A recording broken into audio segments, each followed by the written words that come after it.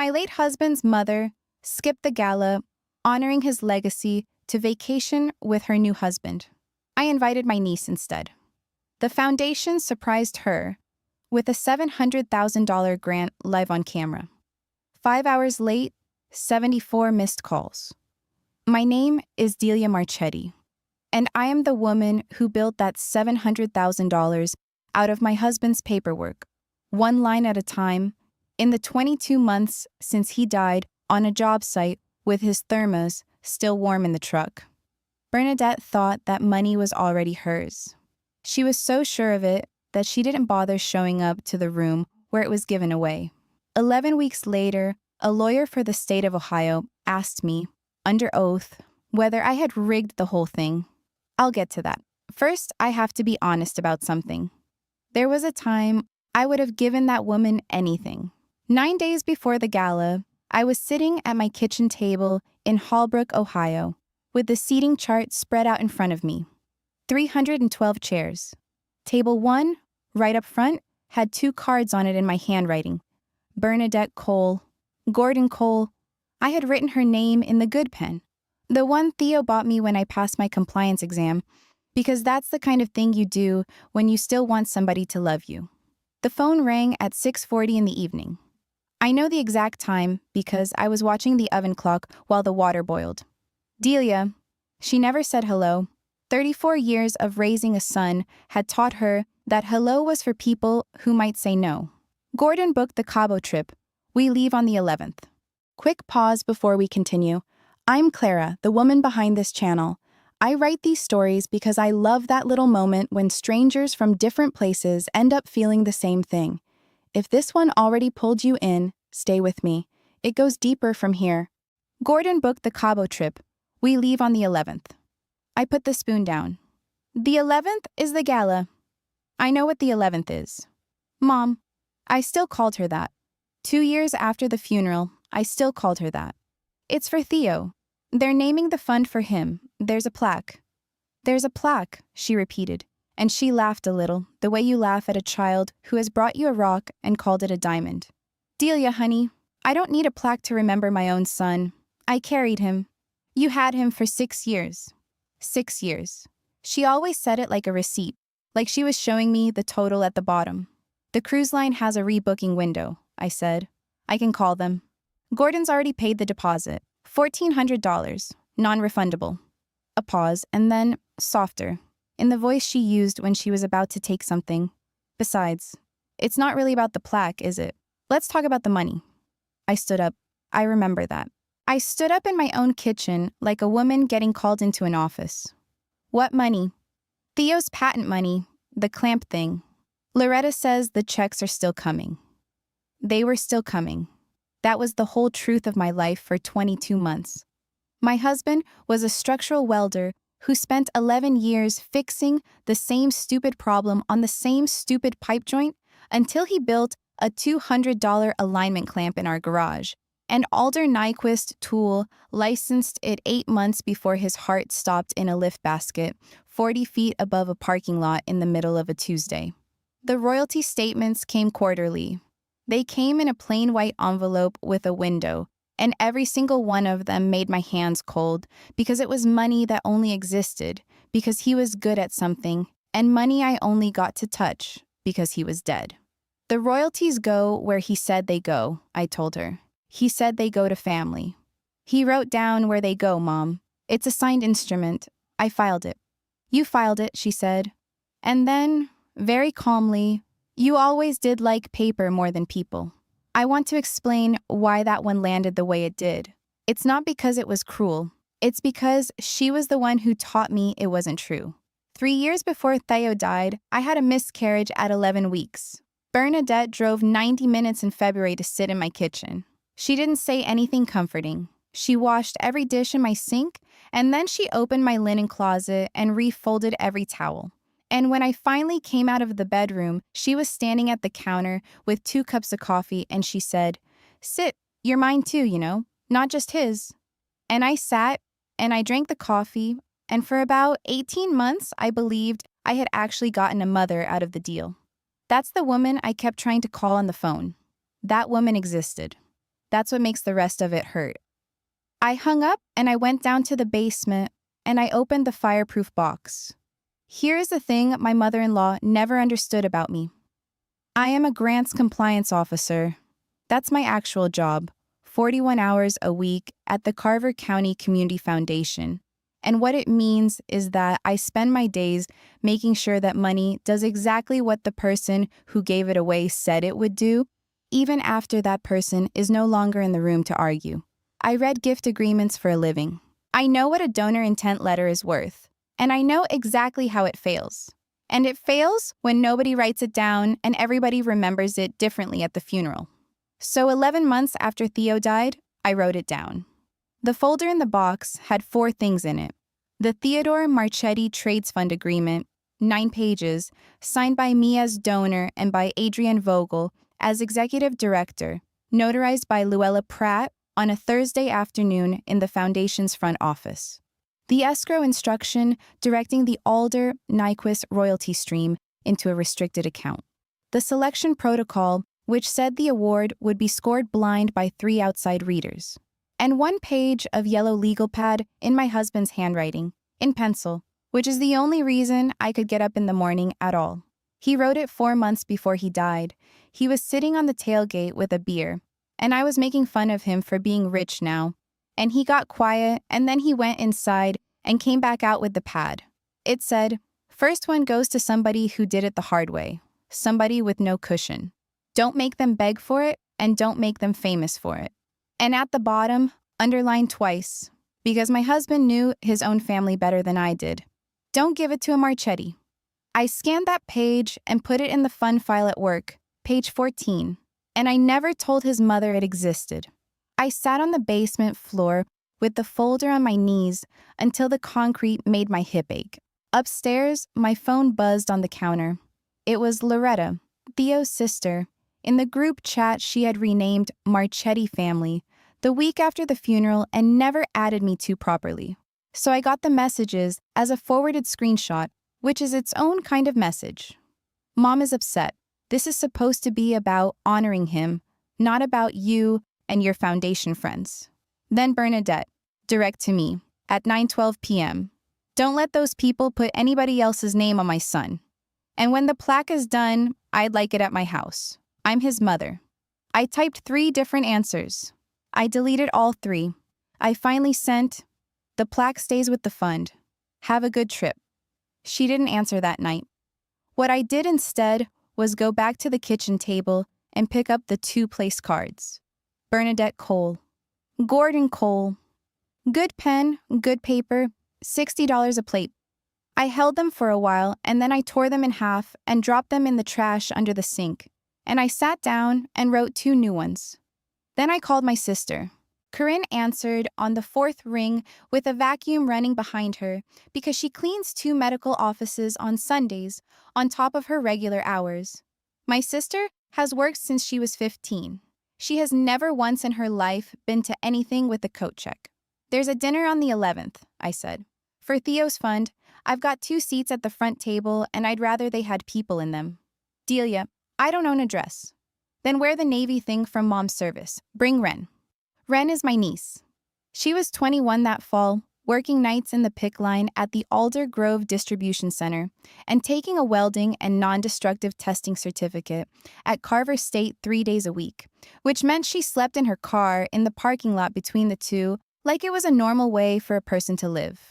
She had a burn scar on the back of her left hand shaped like a comma. She had $1,100 in a checking account and a truck with a bad alternator. Theo taught her to strike an arc when she was 16. He also stood her up against our kitchen door frame every Thanksgiving with his steel tape measure and marked her height in pencil and wrote the year next to it, even the year she turned 19, and told him she was done growing. That door frame is still in that house. Those marks are still on it. I wrote her name on the card in the good pen. Ren Rooker. Table 1, Seat 2. I did not know she had applied. I want to be very clear about that, because a great many people were about to demand that I prove it. Bernadette answered me the next morning, but not to me. At 8:15, I badged into the foundation office, and Lou Pratt looked up from the front desk with her reading glasses pushed into her gray hair and a styrofoam cup in her hand, and said, "Delia, your mother-in-law came by yesterday, right at close." I set my bag down slowly. "She came here?" "She asked for a copy of the fund agreement, said she was a party to it." Lou tapped a spiral notebook on the counter, the one she'd kept for 19 years because she didn't trust computers to remember anything. I told her I'd have to check, and she got a little sharp with me, so I wrote it down. She turned the notebook around. In blue ink, in Lou's careful hand, 452 PMB Cole, requesting copy of Marchetti Fund Agreement plus list of applicants. Advised no. Asked twice. A list of applicants. The applicant pool had closed 9 days earlier. 41 people, blind, numbered, sealed, and sitting in a database I had access to and had not opened once. I stood at that front desk with my coat still on and understood, all at once and about 4 days too late, that Bernadette wasn't skipping the gala because she didn't care who won. She was skipping it because she thought she already knew. I did not go to my desk. I went straight down the hall to Adrian Vogel's office with my coat still buttoned and Lou's notebook in my hand. Adrian has run the Carver County Community Foundation for 19 years. She is 58, she wears the same gray cardigan from October to April, and she has a way of listening with her hands flat on the desk that makes you get to the point fast. "Bernadette came here Thursday," I said. "She asked for the fund agreement and the applicant list." Adrienne didn't blink.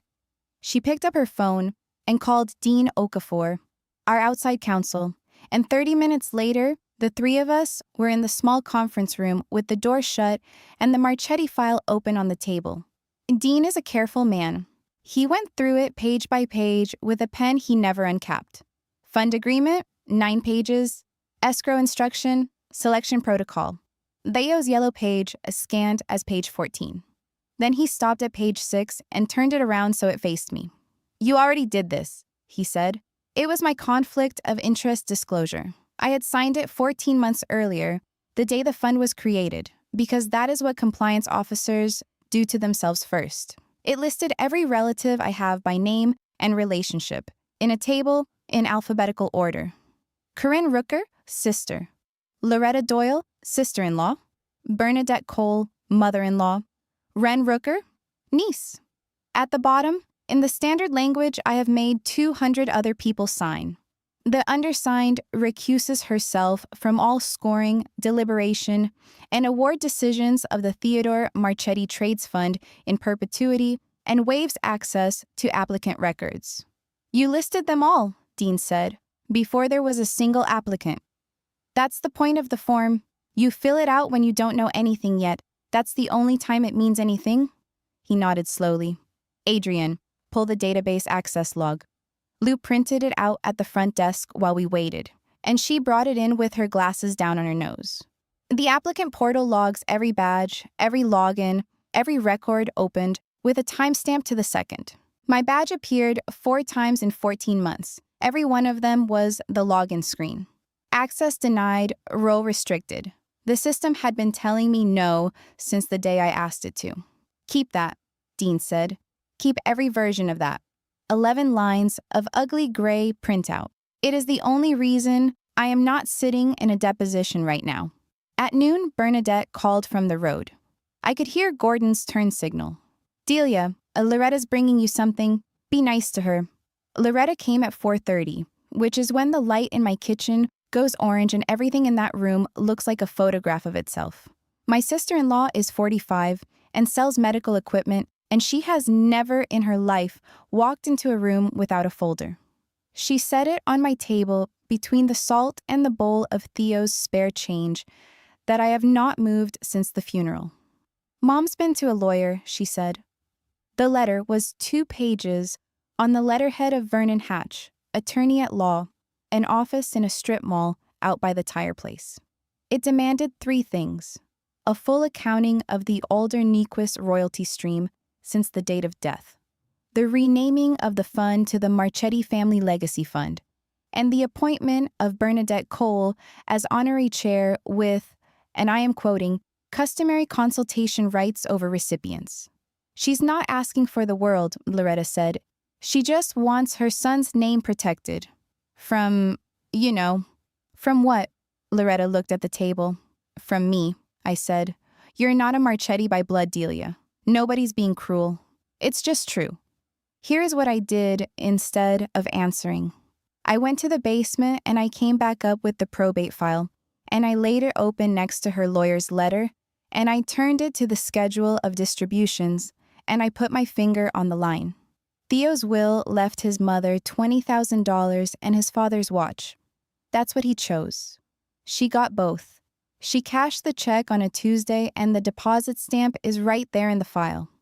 Then I turned to the tab behind it, the one that isn't part of probate at all, the one that is just my own bank showing my own withdrawals, and I let her read it.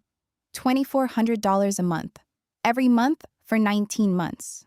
Memo line, family support.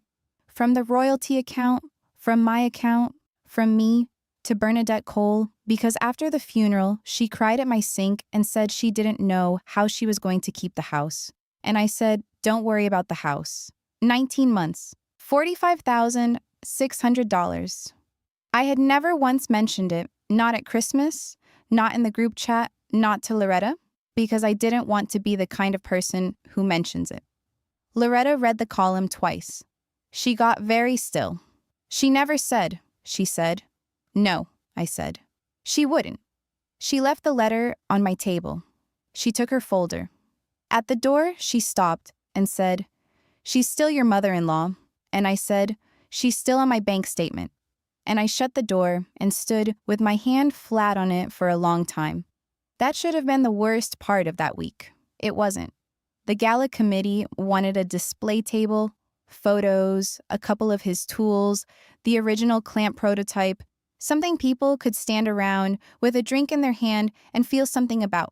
So on Saturday morning, I went out to the garage with a box and a list, and I turned on the light, and I stood there in my coat looking at a bare patch of concrete under the workbench where the shape of 2 toolboxes was still printed in dust and dried out floor sealant, clean rectangles with 2 years of nothing inside them.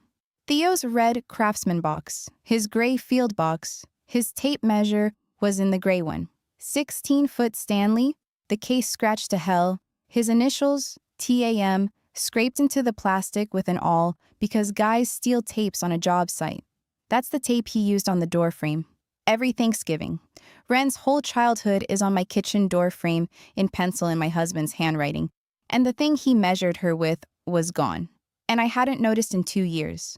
I called her from the garage floor. She picked up on a beach. I could hear it. Where are Theo's tools? They're at my house, honey. Rusty put them in the garage the week of the funeral so nothing walked off. Rusty? Gordon's boy. You were in no state, Delia. You couldn't even pick out a casket without me. I want them back. And my mother-in-law said, in the same warm voice she used the day she folded my towels, they're family tools. They stay with family. You wouldn't know what half of it's even for. I hung up on her for the first time in 8 years. Then I sat down on an overturned bucket in a cold garage and did the only thing I know how to do when somebody takes something from me, which is find the piece of paper that says, it was mine. The probate inventory. Schedule B, tangible personal property. Item 19. Hand and power tools. Contents of garage. Appraised value, $1,400. Awarded in full to the surviving spouse, D. Marchetti. Decree signed by a Carver County judge and file stamped in the corner in purple ink. 2 toolboxes. Sitting in a garage in a town 40 minutes away, behind a woman who was about to get on a boat.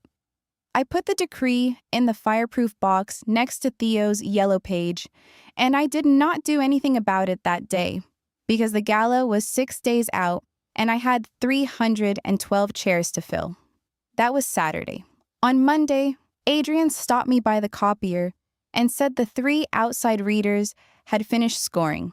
The committee would meet Wednesday, and the winner's name would be sealed until the envelope was opened on stage. Nobody in this building knows it, she said. Not me either. That was your protocol, Delia? I said that was right. I said good. I meant it too. That's the part I keep turning over. Wednesday, the committee met at 1 o'clock in the upstairs conference room. At 12:50, I walked past that door with my coat over my arm, went down to the front desk, and asked Lou to write me out. She looked up. "You're not staying in the building?" Recused means recused. So she wrote it in the spiral notebook, because Lou Pratt writes everything in the spiral notebook. 12:52 Ambos EM. D. Marchetti departed prior to Marchetti fund selection meeting. Returned 3:40. I signed my initials next to it, which she did not ask me to do, and then I went out and sat in my car in the back row of the parking lot for 2 hours and 40 minutes, with the heater running and a cold sandwich I never opened, watching the second floor windows like a woman waiting outside a delivery room. At 3:40, I came back in. Adrian walked past my desk and said only, "It's decided. It's sealed." I didn't ask. I have never in my life wanted to ask a question that badly, and I didn't ask. I had built the cleanest room I knew how to build, and I had locked myself out of it on purpose. And in 9 days, a woman in Cabo was going to look at her phone and decide that the lock had been picked from the inside. Bernadette flew out of Columbus on the 11th at 6:05 in the morning. I know that because Loretta posted the airport photo at 5:12, 2 suitcases and 2 coffees and a caption that said, "She deserves this," and 11 people from Theo's side put hearts on it. She was in the air for the first hour of the day her son's fund gave away his money. That is not a metaphor. That is just the flight time. Thursday, Vernon Hatch's office called mine. Not my cell. My work line at the foundation, which is the kind of thing a lawyer does when he wants a receptionist to hear it. I put him on speaker with Dean Okafor sitting across from me and a legal pad in front of us both. "Mrs. Marchetti, my client is asking for very little here. Your client is asking for consultation rights over a restricted fund she did not create and does not fund. She's the decedent's mother. She's a beneficiary of his estate, and she received her bequest in full. I can send you the file-stamped decree." He paused, and then he tried the soft one, the one they all try. "Nobody wants this to be adversarial. We'd just like to know that the family's interests are being considered." Dean uncapped his pen for the first time in a week and wrote one word on the pad and turned it toward me: accounting. So I gave them everything. Friday morning, I mailed Vernon Hatch a certified package, 140 pages, return receipt requested, and I paid the $8.11 at the counter at the Holbrook post office and kept the little green card in my wallet like a talisman. 12 quarterly royalty statements from Alder Nyquist Tool. The escrow instruction. The bank's restricted account statements showing every deposit and every dollar of interest.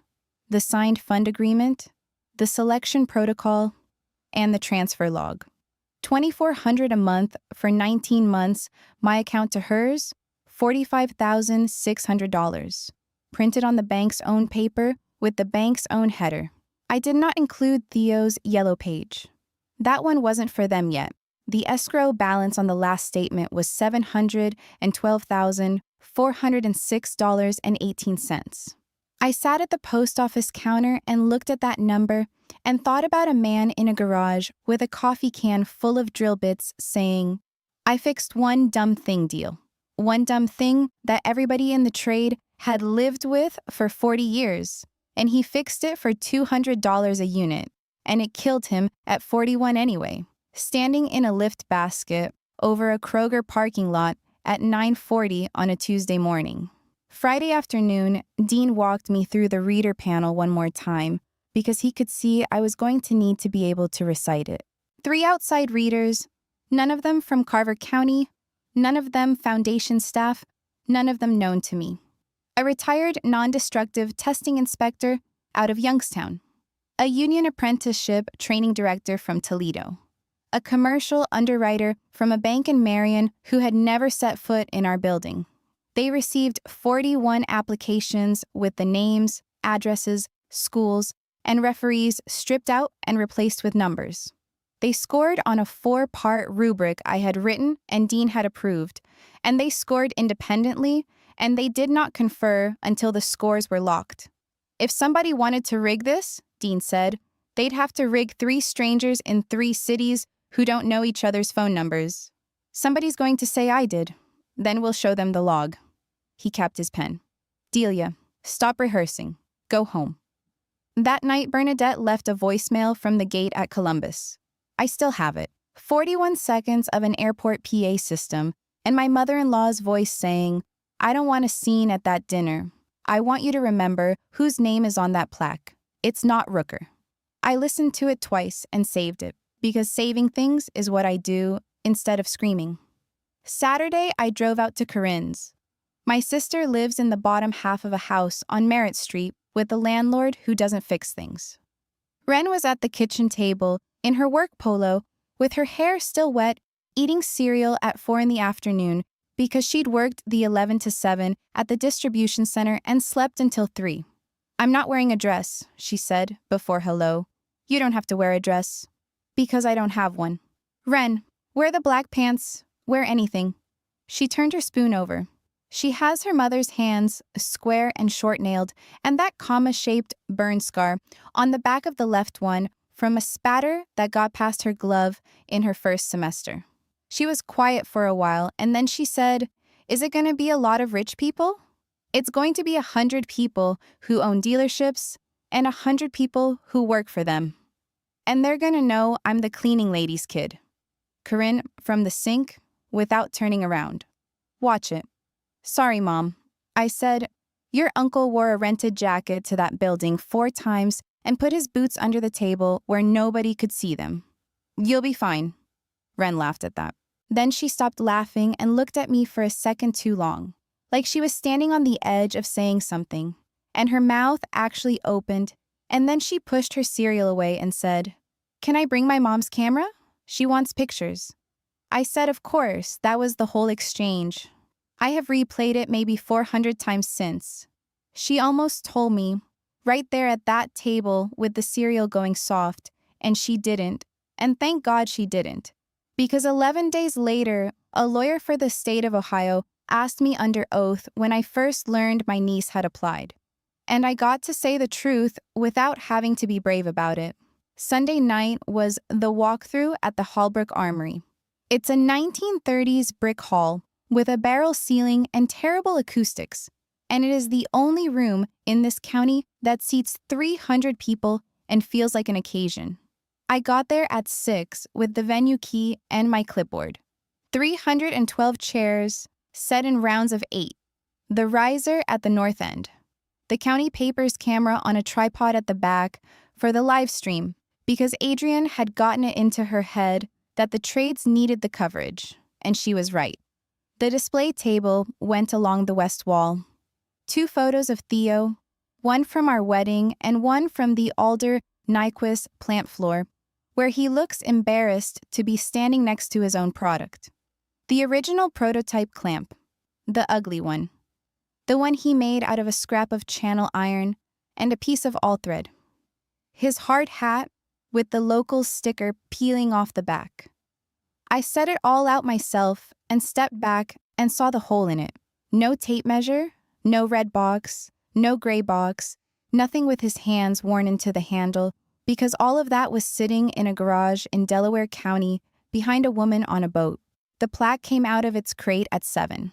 Cast bronze, 16 by 20, and it said the Theodore Marchetti Trades Fund, and underneath, in smaller letters, the line I had fought the committee for 2 meetings to keep, which was his line and not mine, for people who did it the hard way.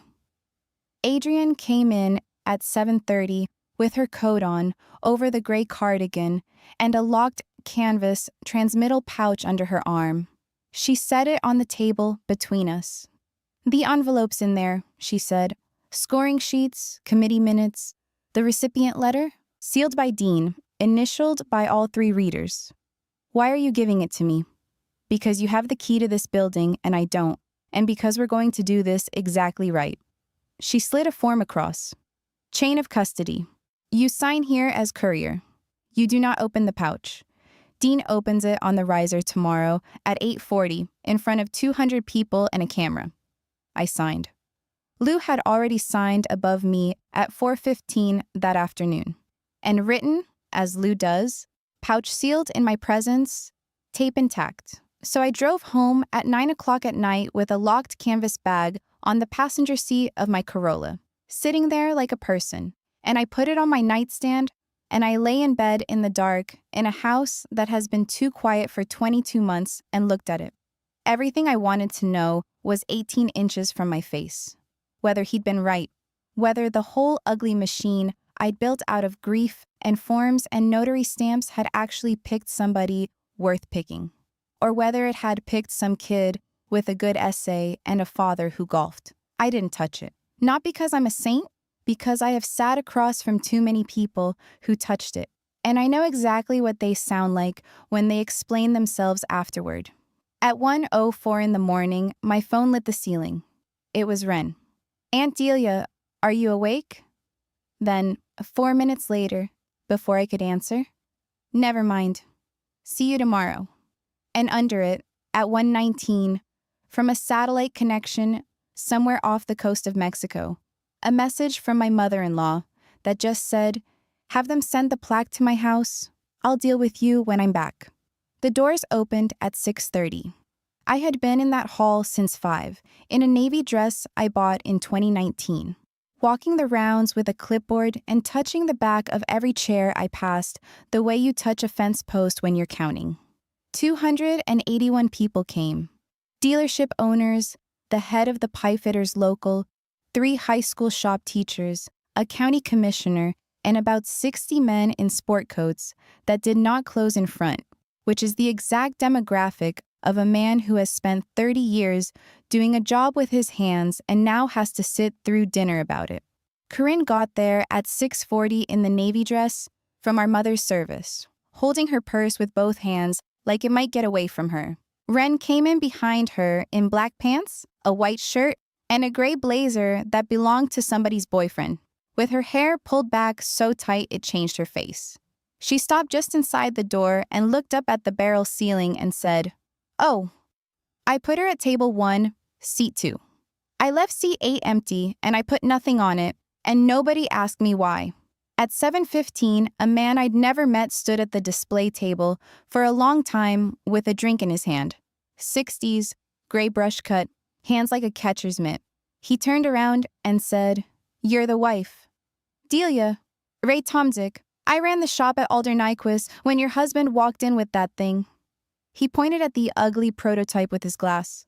40 years, everybody in the building had a bad knuckle from that joint, and he's the only one who ever went home and did something about it. He looked back at the table. "Where's his tools at?" I said something about not being able to fit everything on one table. He nodded slowly, in a way that made me think he had buried people too, and knew exactly what a woman sounds like when she is lying about a thing she can't say out loud in a rented dress. Dinner was chicken.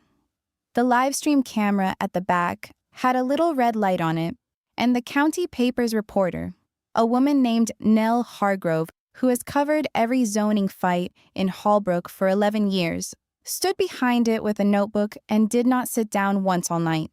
The program started at 8. Adrian spoke for 4 minutes. The president of the pipefitters local spoke for 2 and got a laugh he didn't earn. Then it was me. I had written 6 pages and I left them face down on the table and went up with only one thing in my hand, in a plastic sleeve, because I had learned in the car that I could not say any of it in my own words.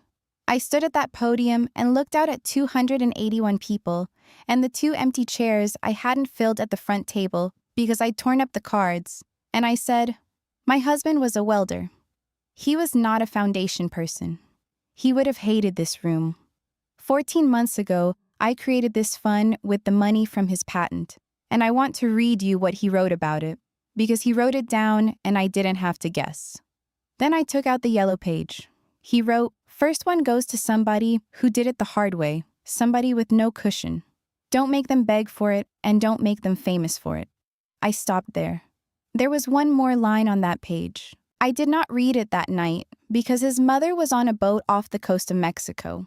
And I still, even then, God help me, did not want to embarrass her in front of 281 people. I want that on the record. I had the knife in my hand at 8:14 that night and I put it back down. At 8:40, Dean Okafor came up with the canvas pouch and cut the seal with a pocket knife in front of the room. He held up the tape so the camera could see it was intact. He is a careful man, and it made the whole hall go quiet, because people know what it looks like when somebody is being careful on purpose. 41 applications, he said, scored blind by 3 readers outside this county. The recipient of the first Marchetti Legacy Grant in the amount of $700,000 is applicant 29. He opened the envelope. Ren Rooker, of Hallbrook. I don't remember standing up. What I remember is the sound of the chair behind me going over and Corinne's hand closing on my wrist hard enough to leave marks I found in the shower the next morning, and Ren sitting perfectly still in a borrowed blazer with her mouth slightly open while everybody at table 3 turned around to find her. She looked at me first, straight at me.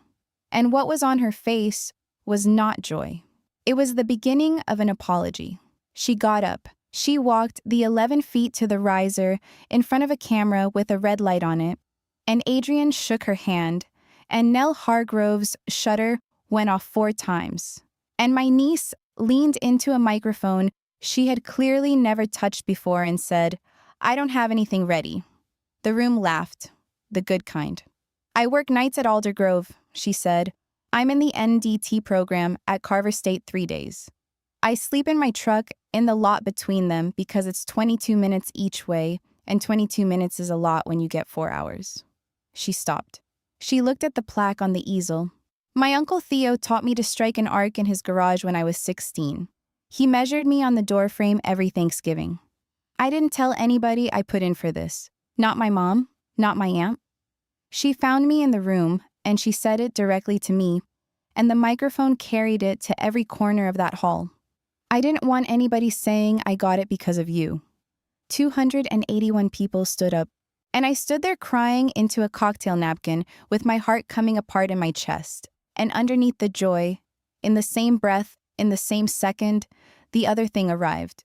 Because I am a compliance officer, and I had just watched my own niece's name come out of a sealed envelope with my dead husband's name on the plaque behind her, on a live stream, in a county where everybody knows everybody, and I knew before the applause stopped, exactly what this was going to look like to a woman who had been waiting 2 years for a reason.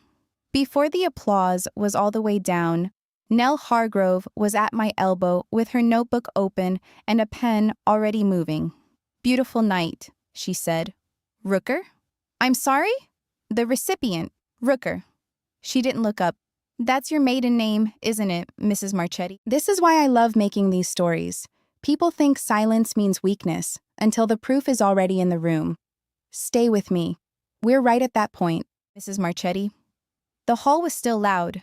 Somebody was clapping Ren on the back. My mouth went dry in a way I had not felt since the hospital called me at 9:52 on a Tuesday morning. "It is," I said. "She's my sister's daughter. I recused myself from this fund in writing 14 months ago, and I've never had access to a single application.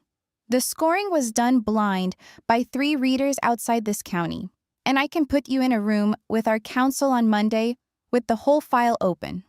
Nell wrote that down. All of it. Then she finally looked up. "Off the record? That was the right answer, and you said it too fast." She clicked her pen.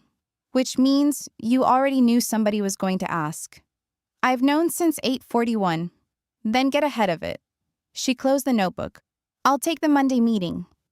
The first call came at 9:07. I felt it in my hand. Bernadette. I let it go, because Ren was being photographed with the checkboard and Corinne was crying into her purse. And I was not going to do this then. 9:09. Bernadette. 9:11. Loretta. 9:14. 9:15. 9:15. 9:16. Bernadette. Bernadette. Unknown Ohio number. Bernadette. At 9:20, I stepped into the coat alcove by the west doors, under the fire exit sign, and read the text coming in. Loretta. 9:12. What did you do? Loretta. 9:13. Somebody sent Mom the video. She's screaming, Delia? On the boat. Everyone can hear her. Bernadette. 9:16. You gave my son's money to your sisters. Kid Bernadette. 9:16. $700,000. Bernadette. 9:18. You planned this for 2 years. You waited until I was gone. That's why you wouldn't move the date. That one stopped me cold, because it was the first time I understood that in her version of events, I had made her go on that cruise. Bernadette. 9:31. We're getting off in Cozumel. Gordon is paying $2,900 for 2 seats to Houston. I hope you're happy. Bernadette. 9:44. Vernon says this is fraud. I turned my phone face down on the coat rack shelf and went back into the hall and danced one song badly with a 70-year-old shop teacher from Carver Central who kept calling me sweetheart, and I let myself have it. 4 minutes. That's what I took for myself that night. 4 minutes. The room emptied by 10:30. The caterers broke down the rounds and stacked the chairs on the carts, and the barrel ceiling started making that huge empty sound that big old rooms make when the people leave. Corinne took Ren home at 11 because the girl had a shift at 11 the next night and had not slept. I stayed to lock up because I had the key. At 11:34, I was standing alone in the middle of that hall with the plaque back in its crate and Theo's hard hat in my hands, and I finally turned my phone over. 74 missed calls. And then the doors at the north end of the Hallbrook Armory lit up white, both of them, all the way to the ceiling, as a car swung into the lot too fast and put its headlights straight through the glass. They came through the north doors at 11:36, and my mother-in-law was still wearing her cruise clothes. That's the detail I can't get out of my head. A white linen shirt with a palm print on it. Gold sandals. A sunburn across the bridge of her nose. 3 days old, and behind her, Gordon Cole in a golf polo and a windbreaker, carrying both of their phones, looking like a man who had been in a car since Houston and would have paid real money to be anywhere else. 5 hours late. The doors had opened at 6:30. She walked into that hall at 11:36 with the chairs stacked and the linens in a hamper and 2 caterers coiling extension cords, and Nell Hargrove standing by the back wall folding up a tripod she had come back for. Where is she? Bernadette said. Home. She works at 11 tomorrow. $700,000. Her voice went up into the barrel ceiling and came back down, doubled. One of the caterers stopped moving. $700,000 of my son's money to your sister's kid, on television. It was a live stream, and the readers were, Don't. She came across that floor fast. Don't you use your office voice on me, Gordon said. Bernie. You waited, she said. You waited until I was on a boat in the middle of the ocean. 2 years you sat in that house with your folders, Delia. 2 years, and the minute I'm gone, you booked the boat. Because you set the date.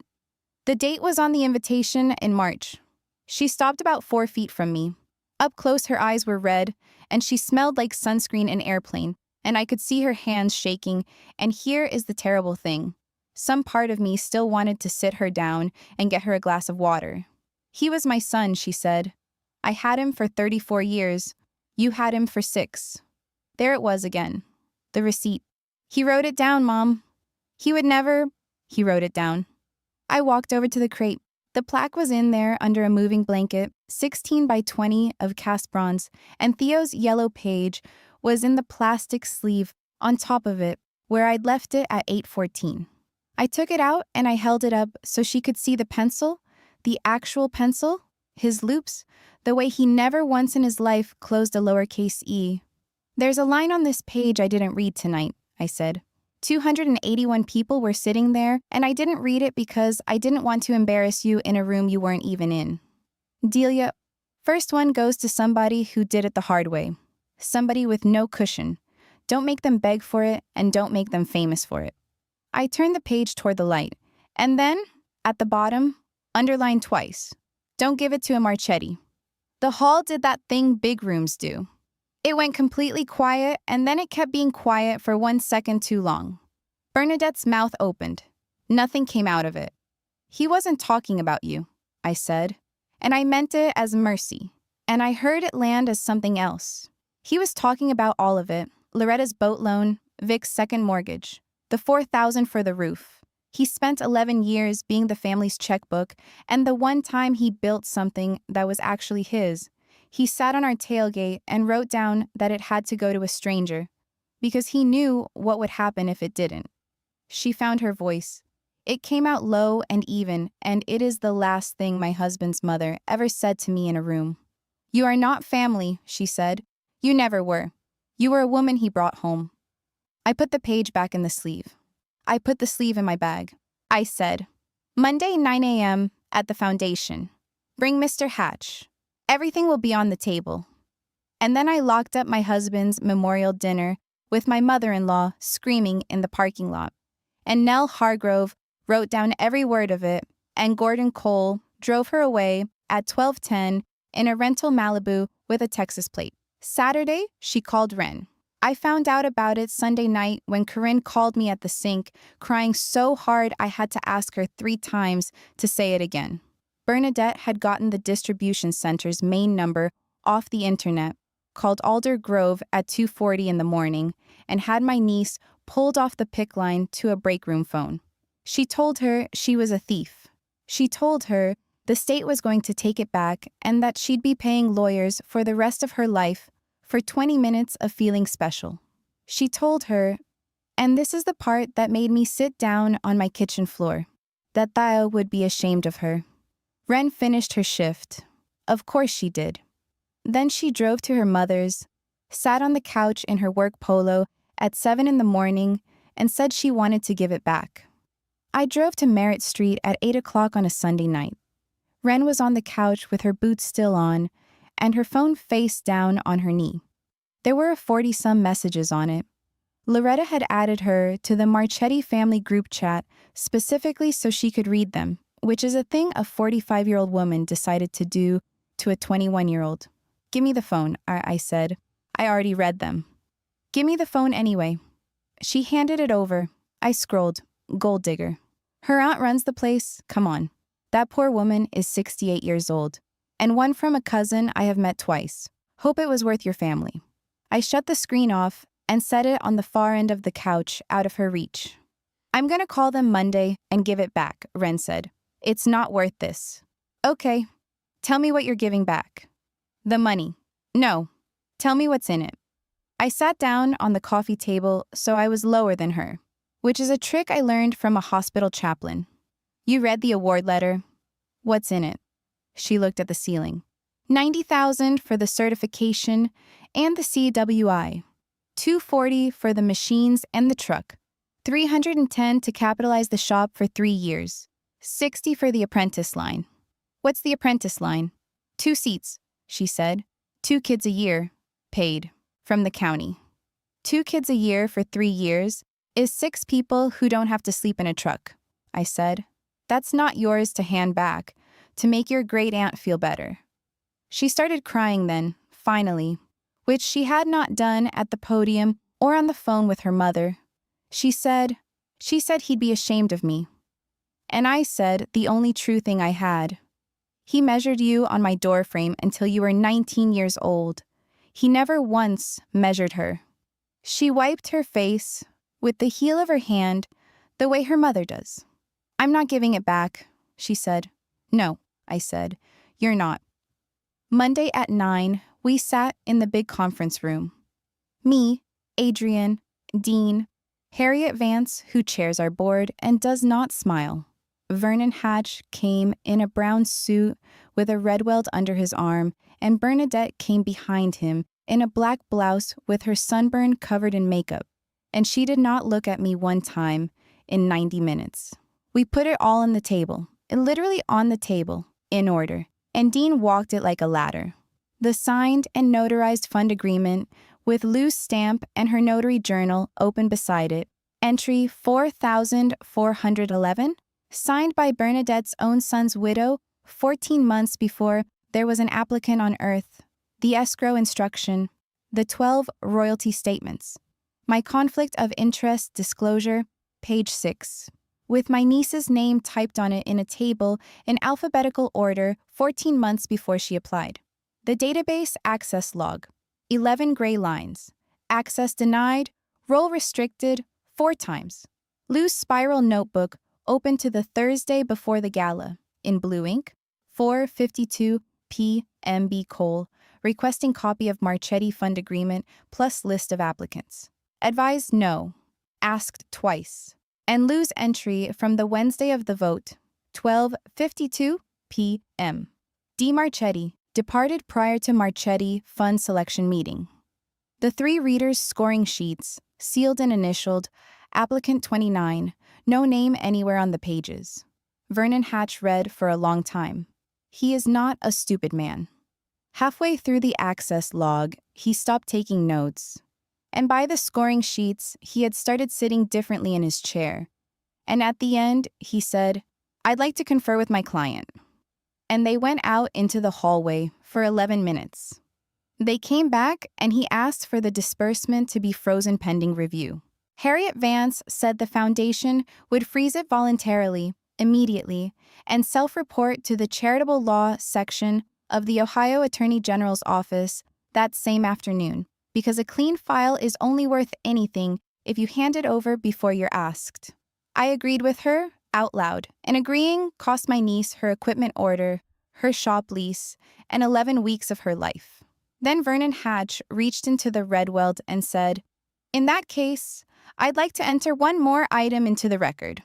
He slid a photocopy across the table. Face down, the way lawyers do it when they think they've got you. I turned it over. It was a note. Half a page, torn along the bottom, photocopied crooked so the edge showed. And it was my husband's handwriting. The photocopy said, "Ma, don't worry about the house. I've got you." T. Vernon Hatch let it sit there for a second and then said, "My client's position is that the decedent made a promise of ongoing support from his intellectual property income, and that this fund was constructed to defeat it."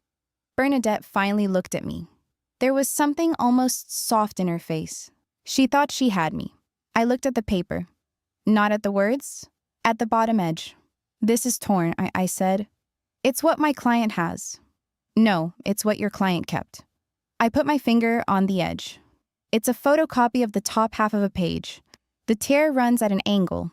There's the bottom of an ascender right there, at the break. There was another line. Harriet Vance leaned in over her reading glasses. "Do you have the original?" Dean asked. Vernon said his client did not. "I do," I said. I drove home at 10:30 in the morning on a Monday with my hands steady on the wheel, and I went down to the basement and I opened the fireproof box, and it took me 4 minutes because I keep things in order. My husband wrote that note in March of 2016. He wrote it on a sheet from the same yellow legal pad, and he clipped it to a photocopy of a check, and he handed it to his mother in her kitchen, and she gave the note back to him 3 days later, folded into quarters with something written on the outside I won't repeat. He came home and put both pieces in the coffee can on his bench and said, "Put that somewhere, deal." And I did, because that is what I do. The check was for $1,240. Memo line, furnace. The full note read, "Ma, don't worry about the house. I've got you. Until the furnace is paid off. After that, you and Vic have to figure it out, because I'm not the family bank anymore, and I'm done being the only one who says it out loud. Love you, T." 9 years old, and it was still the same fight. Dean scanned the original at 1:40 that afternoon, front and back, with a ruler in the frame. He scanned the check. He pulled Theo's bank record from 2016, showing the $1,240 clearing on the 19th. He sent all of it to Vernon Hatch and to the charitable law section of the Ohio Attorney General's office in the same email, and he copied me. And the subject line said, "Supplemental, complete document." Vernon Hatch withdrew as counsel 8 days later. The state took 11 weeks. I want to be honest about those 11 weeks, because everybody wants the part where the villain gets what's coming, and nobody wants the part in the middle where you just have to live. The investigator's name was Rhonda Sattler. She was polite, thorough, and completely unimpressed by anybody's feelings. She interviewed me twice, Adrian once, Lou twice, all three outside readers by phone, and Ren for 2 hours and 10 minutes with Dean beside her. And Ren told her about the truck in the parking lot and the 22 minutes, and about not telling anybody she applied. Sattler asked me under oath when I first learned that my niece had submitted an application. I said, at 8:41 p.m. on the 11th, when Dean Okafor read her name off a card in front of 281 people. She asked if anyone could corroborate that. 281 people, a live stream file with a timestamp, and a newspaper reporter who watched my face when it happened. In her complaint, sworn and signed, my mother-in-law had stated 2 things: that she was never notified of the event, and that she had been out of state caring for a sick friend. The invitation went out in March with an RSVP card. Hers came back checked yes on the 4th of April in her own handwriting, and it was in the box in the foundation's front closet with the other 290 because Lou Pratt does not throw anything away. And the second one she disproved herself, publicly on the internet, at 5:12 in the morning on the day of the gala, with 2 suitcases and 2 coffees and a caption in capital letters, posted by her own daughter and shared by 11 relatives. The Attorney General's office closed the file on a Thursday in February. No action, no finding, no referral. The letter is 4 paragraphs long, and the important sentence is the third one. The complainant's allegations are not supported by the documentary record, which reflects a documented recusal predating the application period and a blind, externally scored selection process. I keep that letter in the box with the yellow page. The board met the following Tuesday and did 3 things. They released the disbursement. They passed a resolution read out loud by Harriet Vance in a voice like a car door closing, barring any family member of a donor from advisory, consultative, or naming authority over a restricted fund at the Carver County Community Foundation in perpetuity. It's called Resolution 24-06, and internally, God help us, people call it the Marchetti Rule. And they voted to make the file public on request. Anybody who wants to walk into that building and read every page of what happened can, and in 4 years, 11 people have. Then I did my part. I sent Bernadette Cole a letter by certified mail, return receipt requested, 1 page, no lawyer. It said that the voluntary monthly support of $2,400, which I had paid for 19 months and which she had never once mentioned to her daughter, her attorney, or the state of Ohio, would end 60 days from the date of the letter. It said I wished her well. It said I would not be discussing money again and that any further correspondence about the fund should go to counsel. She signed for it on a Tuesday. I have the green card. The second letter went out the same day, and it was the one I'd been carrying around in my chest for 2 years. Demand for return of personal property. Attached, the Carver County Probate Decree, Schedule B, Item 19, hand and power tools, contents of garage, awarded in full to the surviving spouse. 14 days, or I'd file in municipal court. On day 9, a rental Malibu with a Texas plate pulled into my driveway. It was just Gordon. He got out and opened the trunk, and there they were. The red Craftsman box, the gray field box. He carried them one at a time and set them on the concrete inside my garage door, in the clean rectangles where the dust still remembered them. And he was breathing hard because he is 71 years old and that red box weighs 90 pounds. He stood there a minute with his hands on his hips. "I'm the one that put them in the truck," he said. "Week of the funeral. She told me you'd gone to pieces and somebody had to look out for it." He looked at the floor. "She told me a lot of things." "I know. She still says the girl stole it." "I know that too." He nodded. He got back in the car. He hasn't been back, and Bernadette and I have not spoken in 4 years, and I have stopped waiting for the phone to ring on the anniversary. She got what she asked for. She said I was never family, and then she got a life in which I never was. The gray box had the tape measure in it, right on top, 16-foot Stanley. Case scratched to hell, TAM scraped into the plastic with an awl. Loretta came in April. She stood on my porch and didn't come in and said, I want to see the note, the whole thing. I printed it for her at the kitchen counter and she read it standing up in her coat, and I watched her get to the bottom half. Vic's second mortgage. The $4,000 for the roof. I'm not the family bank anymore, and I'm done being the only one who says it out loud. March of 2016. Her brother had been that tired of all of them 9 years before he died, and none of them ever knew, because he never said it to anybody but his mother, and she folded it into quarters and gave it back. Loretta's hand came up to her mouth. She told us you hid the invitation from her, she said. I went to the drawer and got the copy Lou had made for me. RSVP card. Checked yes. 4th of April, her mother's handwriting, the loop she has used her whole life. Loretta looked at it for a long time. She did not apologize. People like Loretta don't. And I have made my peace with that.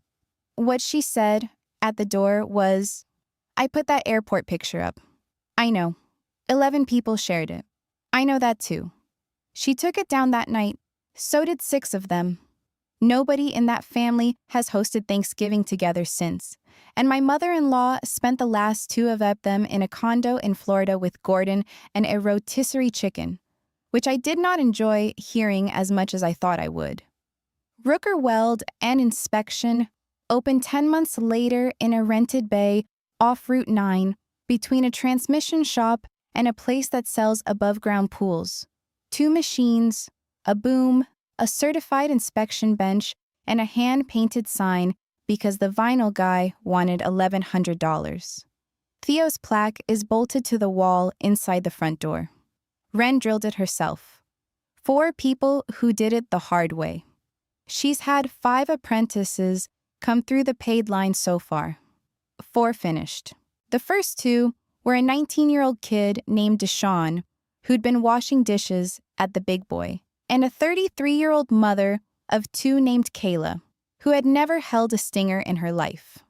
On their first day, Wren stood each of them up against the doorframe in the shop office and marked their height in pencil with her uncle's tape measure and wrote the year next to it, and she has done it for every single one since, and she will not explain to anybody why. As for me, the $2,400 a month did not stop leaving my account. It just changed direction. Same day of the month, same amount, automatic transfer into the apprentice line at the fund, and the memo line, which used to say family support, now says apprentices. I set it up myself at the branch on Center Street on a Tuesday afternoon, and the teller asked if I wanted a receipt, and I said, yes, please, I always want the receipt. And that first night, after the boxes came back, I stood in my own kitchen and pulled the tape out and hooked the end on the floor and ran it up the doorframe past 12 years of my niece's childhood in my dead husband's handwriting. 66.5 inches. 5'6.5". I marked it in pencil and I wrote the year next to it and I wrote Delia. It is the only mark on that frame that isn't in his handwriting. It's mine. I'm Clara, and this is my channel. I love making these stories and sharing them with people across the world. If this one found you at the right time, subscribe. I'll see you in the next one.